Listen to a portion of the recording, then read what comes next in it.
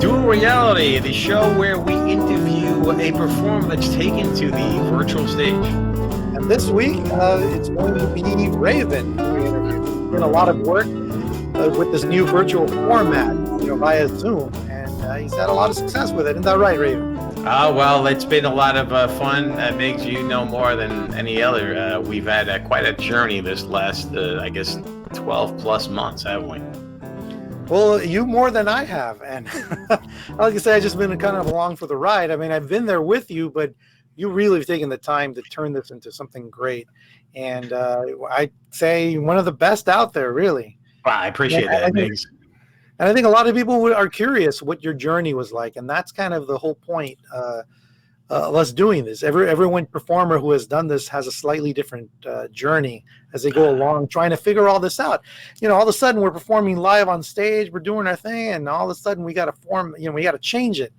And, some people think it's just as easy as just getting a laptop, opening it up. And I think you discovered very early on that's not the case. Yeah, definitely. It was, a surprise for all of us. I mean, Migz, you and I were both performing at the Magic Castle, both individually as well as our two-person act for the last few years, and everything stopped. And now we heard about this thing called Zoom, and people are doing magic on there. And then I heard something about a thing called OBS, and I was like interested, so I wasn't sure at first, to be honest with you. And you and I talked right away, remember? And you were like, no. Yeah, I know. My initial reaction was no, because I knew it took a lot more. But, I know who you are, and a lot of people may know, but for those who may not, just introduce yourself. Tell us who you are, your specialty in magic. Yeah, okay. Well, it's just Raven the Magician. Sure. I've been performing magic for, over probably 40 years at this point. I'm originally from Long Island, New York, a small town called Comac. Came out here in 1979. And, it's always been a dream to, perform at the Magic Castle. That wasn't even a thing at the time, that when I was 20, I didn't even think that was an option. But I knew that the Magic Castle was here. So I definitely became a member in the 90s. I got my stuff together, and I became a member, and then I really got serious about magic at that point. I also worked at a magic shop with a great guy named John Tolson, who you worked with him too. We both together. Magic shop, so gave me a lot of flight time to be able to perform magic and to present to different people as they walked in the shops, and that's really I missed that, actually. I loved that experience. And then, then it became real serious. I did performing in restaurants full time for a number of years. And then I decided to do some other stuff. I sold on eBay for quite a number of years. I've always had the magic in the background, and I've always performed for parties and such. And then of course, the pandemic came. Everything was coming to a Migz and I were doing fantastic. We were excelling all over and doing our shows and growing each year, and then just like that, everything stopped. And I think you're missing one big component of who you are, Raven. I know when you and I met, it's kind of how our two-man partnership came up. You do a lot of mentalism. Yeah, I remember when I caught up with you later, you spent a few years learning mentalism, and then all of a sudden you wanted to start doing that. Tell us a little bit about that. I think I took the journey that most, people that get into mentalism do. I started obviously as sleight of hand and things of that nature, like we all do. And I've always been intrigued by mentalism and routines, and I've always been a follower of Bob Cassidy, especially. There's other greats out there as well, but he's really been a big influence on my magic over the years. And when I started doing mind reading stuff and mentalism, and I found that really connects with the audience. So, I developed more and more routines as we went on, and I found it really hit home. And then you and I met, and of course you do sleight of hand, so that's how we became slightly mental, because we do a little of both, which is kind of cool. But I still love sleight of hand. Of course I do that too. But there's nothing like getting to someone's mind and getting to know their childhood friend. But the trick here was to now, how could I do that virtually? Right. And that Well, was a yeah, challenge. that's what we want to go into now, because that's the next big thing. You've taken all of those skills, including mentalism, and you transferred it over to the virtual format, where it's interesting because now you're doing you're reading minds across the screen. I got feedback from somebody that just saw our show, and it was the mentalism that really that really spoke to him more than anything. He was the That's most great. confused by that, because again, it's not even like one-on-one. I mean, how could you cheat or anything if it's going directly through the screen now? Definitely. Live. Why, you kind of talked about why, virtually, and how, why you're in it, but how you got into it. Talk a little bit more about that. Well, it's baby steps, really. At first, somebody had asked me to do a small bit on a charity function, and I said yes before I knew how to do it virtually. I knew I had a camera. I knew I could get some lighting, and I did everything from my studio, which has great props behind me. I started that way, and it was learn as you go. I just did it strictly with the camera and the mic from the camera, and there was no external mics or any kind of external software programs. And it wasn't bad. It went okay, but I've learned every time I do a show, I learn more and more. And I realized that it was a different type of performing, and you really need to try to connect with the audience members, and it's even more challenging. And how could I do that? How could I bring them into view at the same time? Now you got to remember, this was back in when the beginning of Zoom, when I don't think they had where you could do like a side by side thing. I'm not sure. Maybe they did, but I really wanted to incorporate the person that I was dealing with on the screen at the same time that I was talking to them. And I didn't want to kind of go back and forth. They had something called speaker view, and every time you spoke, it would go back and forth. But for magic, that don't work too well. You gotta stay in that moment as you're showing that card. And if it goes away, you're like, I think you just switched the card. Yeah, the scrutiny goes away if the camera's off. The magician. I mean, let's face it. We all know it as performers, but a lot of people already go, "Oh, it's a TV thing," So you want to, misdirect that as much as possible. So what I personally try to do, just in general, whether it's a green screen that I have right now, which we'll get into later, or in just a regular room, I try to never leave the screen. My hands are always in view. I don't try to drop them down, or you're always seeing my hands. So I think it's important, because people are going to have doubt, that, you want to keep it as honest as possible. So I've actually come a long way, and I've learned a lot over I've added the tools to my routines that make software and lighting and microphones and things like that have made the show, I think, a little bit more professional over time. Well, I remember from the very beginning, because even though I wasn't in the shows in the beginning, I was certainly there with you for the journey, and I saw the evolution, I saw the journey, I saw the progress, and from the first show where you just kind of just had your webcam up, no background. I mean, now You're using green screen and things, to now where you've got this completely sophisticated setup. I mean, it's just mind-boggling to think, and people that see the shows. I mean, sometimes the shows, again, not to brag, but they go so smooth. That people don't realize the amount of work that goes into that to create, special effects people in Hollywood say, if you didn't notice our work, then we did our job. And so we're not even sure you're getting the credit you deserve. Well, I appreciate it. I enjoy it. I mean, what's nice about this, Migz, is, and you've been through this journey since day one. And I started out with just using my studio background with nice, cool magic props. Give us a rundown of your equipment that you now use. Yeah. So now at this point, I'm using a green screen full time, and different backgrounds for the different routines. I've got two microphones. I've got 2 cameras. I've got 4 monitors. Obviously, a computer that can handle it all. I've got a foot pedal that does changeovers for me. And I also got a Stream Deck, which does sound effects and things like that. So it's become quite more sophisticated over time. Lighting too. Yeah, well, the lighting is always a challenge, and I also have like a boom mic as well as a table mic. So depending on what we're doing, we're sort of getting involved. A mixer board too for the sound. A mixer board. That's right. Yeah, that's right. It brings all the information in, so I can spit it right out to the whatever platform I'm using. So yeah, it's come a long way over time. But and then of course with that, comes the challenges of trying to keep it all 100% all the time. And obviously with a switch of a power button, you could lose your entire show if you don't have, I guess some guys will use backup power supplies and stuff like that. And I'm sure it's a great idea. I haven't done it. We've been fortunate so far.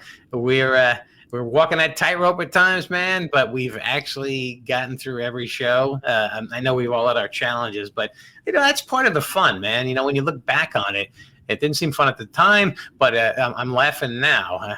I know. My brother's probably laughing in the background, going, "Yeah, no, you didn't seem happy then, Rich." But in the end, man, when the show goes well, it's obviously a different type of performance. It's not as one-on-one in live virtual, is completely different. I have them on screen, Migz, which I do, and they come on with a little TV, and we talk to each other that way, and then I have an applause. I think it's important to add an applause. I think needs to be in. Like the following. We're looking for Steven Simpatico and Finland. Yeah! Let's get these guys a big hand here, huh? All right. Yeah. Good job. Yeah, this has been tossed around. I mean, obviously we're a year in now with the Zoom, so this is not a new thing, and there's many sophisticated magicians that have gone and done some phenomenal things. For me personally, I think it's important to put applause in at the end, even if it's just a virtual funny thing. I use a sort of comical one where they're just really fast, because it ends the routine, and it just mentally, I think people are used to that. And I think without it, it's just kind of, you're like, okay, well, thank you. Yeah, that's a nice finishing point. It really does. You've had some successes with it. That's what it sounds like. And, it sounds like you've got some potential failures there, and which is some things that we'd love to hear. So, tell us about one of those successes, probably your greatest successes that you had with doing these shows virtually. Well, I obviously with green screen you have more flexibility, but a thing that I say just in general, virtual shows are completely different from live performances. So why not take advantage of that platform and do as much as you can? So that's why I went to the green screen.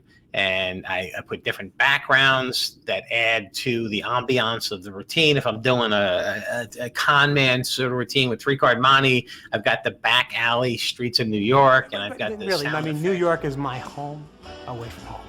In my opinion, it really has its own personality. I think it really has two personalities. One by day and, one by night. I mean, it really depends. And we took a wrong turn that night. My family the didn't know cops, sirens, stuff like that. And I think it just adds another layer. And like you said, it may not be something that you're aware of, but it creates that whole moment. And I've taken it a step further. I've created what I call double Raven. And it's where I am on screen performing a routine, and I tell them I'm going to go into the future. And then behind me pops another me, and I communicate with him in real time as I'm performing here. And he's on the screen, and he gives me information to help me find the playing card. Future guy. How you guys doing? We're doing great, man. Hey, I'm the future guy. Yeah. I know I look a lot like the Dyna guy. You kind of do. Okay, well, I am the Dyna guy, but I'm working double duty here at Raven Magic. They don't pay so well, you know what I'm saying? Hey, if you don't like the job. No, I like the job.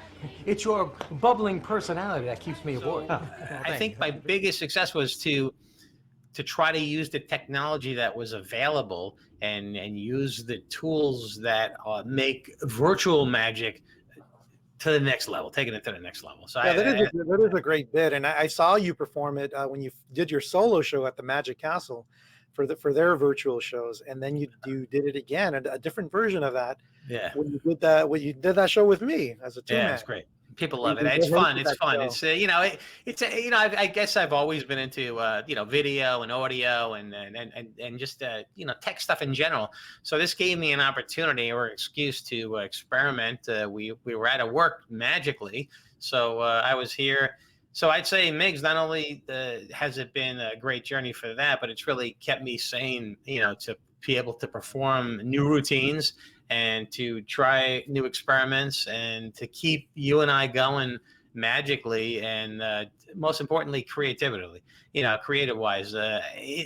Otherwise, if we sit home and wait for the pandemic, it would have been great. So this has been a good thing. I've been really excited, and I've got I've had a lot of opportunities to connect with many fellow performers around the world, and so it's been. You've been recognized. I've seen some of the big names that now follow you, the new connections that you've made. That's been great.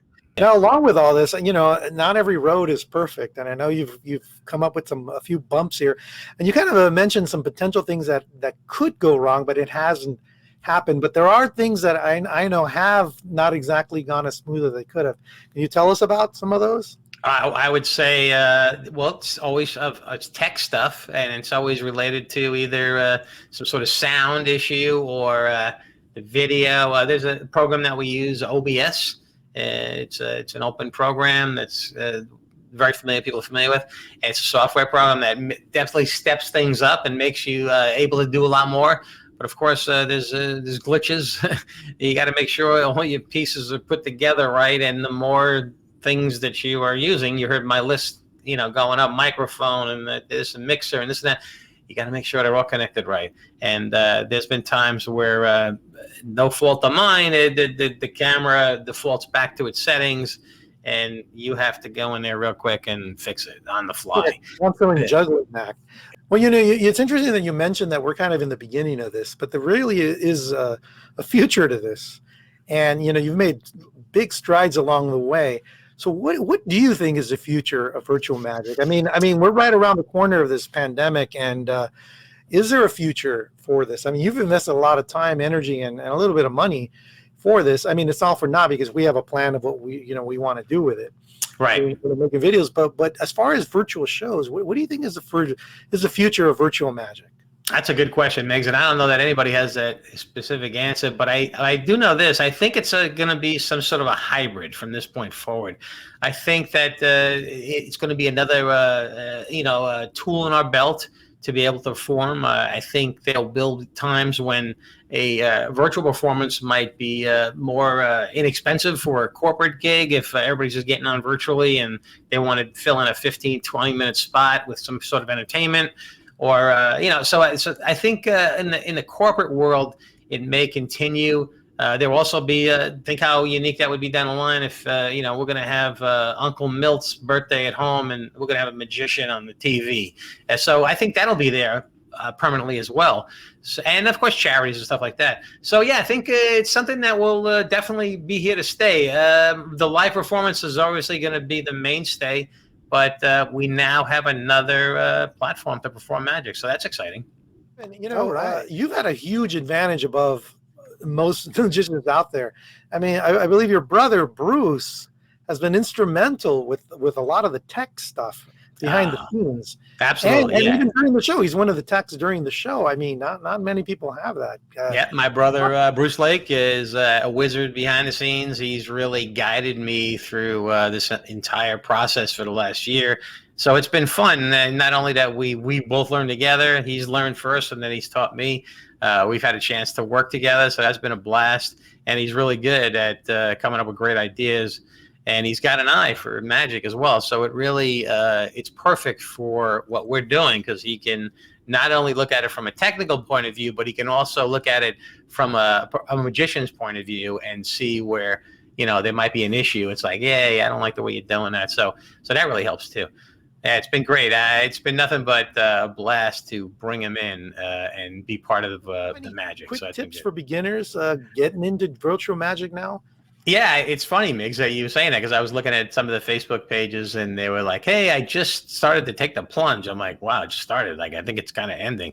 It's never going to really end, but I think it's going to slow down. I think it'll always be here, like I said, as another tool in your belt. So the best way to do it, if for a beginner, you can simply use a laptop, and you could use the microphone off of that. If you're just doing it for family and friends, then you could just cast right to Zoom. And as long as you had a quality, like maybe some kind of a, Apple computer, a laptop or something, and it had a nice mic, man, there's quality stuff out there. And you could cast, just keep it up to the right level, get the right lighting, and test it. And I think you could have a fun show. So if you want to go beyond that, then I think it's important to maybe upgrade to some of the things that I suggested that I wound up doing. All right, and where could we see you next? Well, we're always working on our new shows. You can catch me at Richard Lake, Lake, on Facebook. We're also Migz and I, Raven Migz on Facebook. No, that's just Raven, Raven, and Migz. Just put that in together, and you'll see us on Facebook. We also have a YouTube channel, Mystical Raven, Mystical Rayvin. And we'll post that at the end here, so you guys can see the links to that. This is a brand new show, Migz. I'm excited. Wait, also, you got Instagram also? Yeah, Instagram is. Well, you have one. Let's see. What is your Instagram, Migz? Well, mine is Migz Magic, but I really don't post as much as I should, and I always tell people follow the Slightly Mental Magic. Yeah, that's right. So our Instagram is Slightly Mental Magic. And we're very good about keeping people up to date on what's going on in our I think it's important. I love the platforms, and I'm learning to use hashtags more, so we're learning as we go. But yeah, Slightly Mental Magic. Again, we'll post all those links at the end so you can connect with us. We'd love for you to subscribe to our YouTube page. We're going to continue to add different types of content, talking to performers. We're going to be performing magic. There's going to be some free shows, so take a look for those. We're going to need some guests to help us perform in the future, so we might want to pick you, and it will be recorded, and you'll have access to it. So that would be something that is coming up in the future, and I'm excited to be part of this new dual reality here, Migz. Well, that's very exciting, and there's a lot to look forward in the future. Our fans would know what that means. The future. Yeah, exactly. So I guess that's a wrap, Raven. Thanks very much for answering all these questions. I know a lot of magicians or just performers in general are going to get a lot out of this. It is a joke. We'll be performing. We'll be actually interviewing many more performers virtually coming up. Some of the hottest performers that have been out there we have access to, so we want to bring those to you as well, and not just magically, but some other great performers as well. So we look forward to doing that. With that said, my name's Raven. My name is Migz. And together we are Slightly Mental. A little bit, but we also dual reality. So I'm going to play us out, Migz, to this music. All right. And till next time, everybody, take care. All right, Migz. Thanks, brother.